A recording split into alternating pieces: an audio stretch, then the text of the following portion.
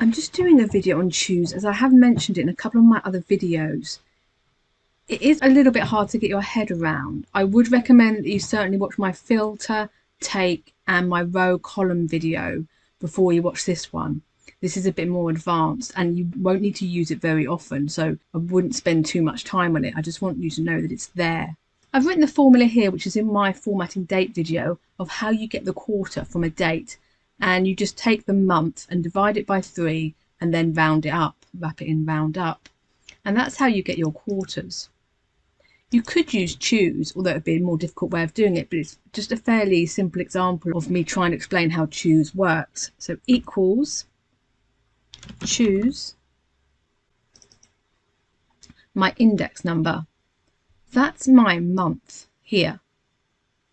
But I actually want the number to be 1, 2, 3, 4, 5, up to 12. So I just need to wrap that in month.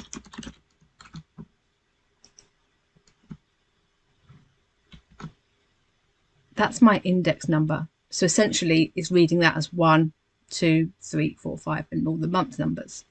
I move on to my value and I then have to just assign a value to the index.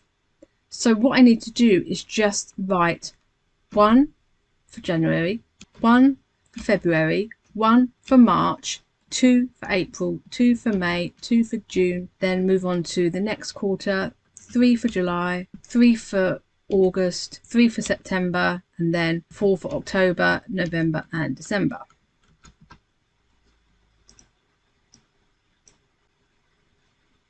So when it gets the answer 1 for January, it's returning the first value here. When it receives the answer 2 for February, it returns the second one.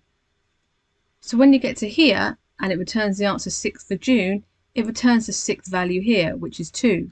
There's also a function called switch, which does exactly the same, but I never use that. If you weren't going to use this way, then if would actually do the same job in a probably more efficient way. This is a little bit of a complicated formula and I don't use it that often. Let me try another example. I'm just working on this range here. So these are some sales figures for each month. So either I want to know the top 3 highest sales figures or the bottom 3 lowest sales figures. I'll refer to this in a minute. So I can use Choose equals Choose index number. In curly brackets, I need to put my index numbers. That's just going to be 1 and 2.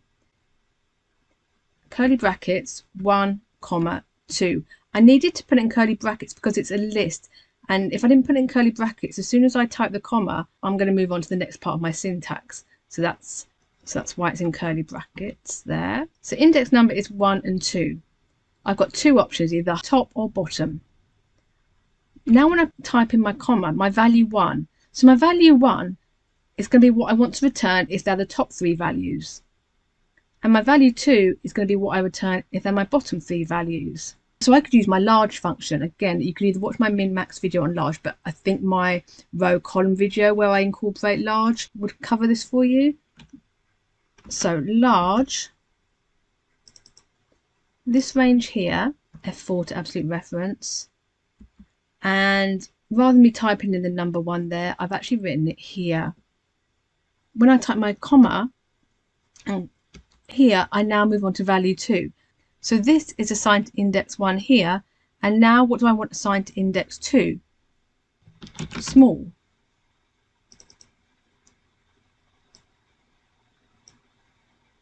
F4 and then this number here.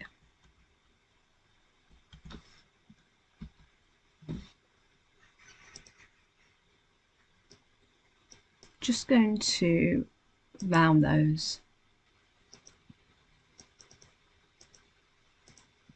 So this here is my 1, my index 1, and this here is my index 2. So index 1 is returning me the large, then index 2 is returning me the lowest values.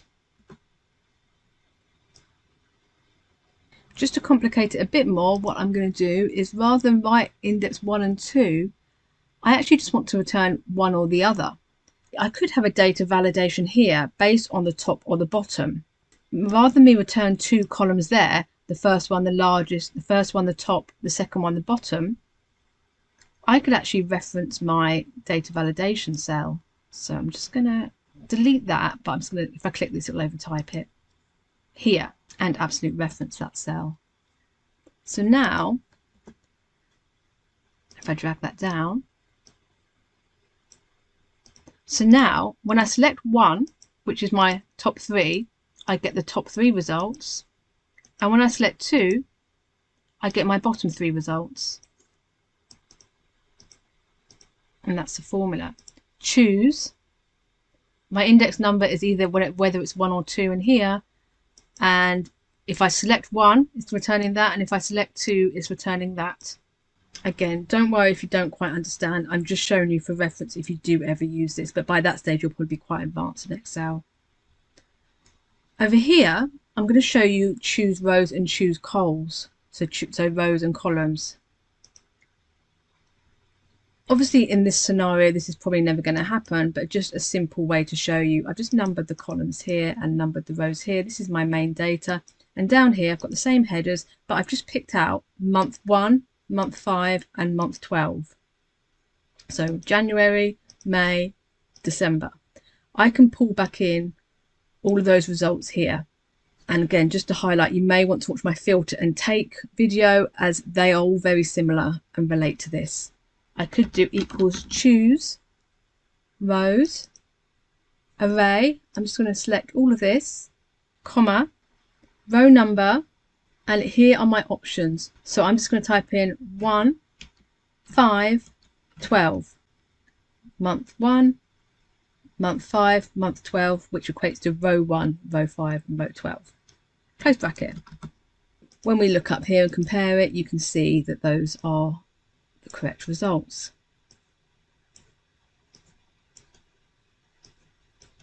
And ChooseColumns works in the same way. I can do equals ChooseCols, columns, array, all of this, comma, column number. So I only want to bring back consumer electronics and IT. So that's column 1 and column 5. So here I just type in 1, 5. So I've returned this and this.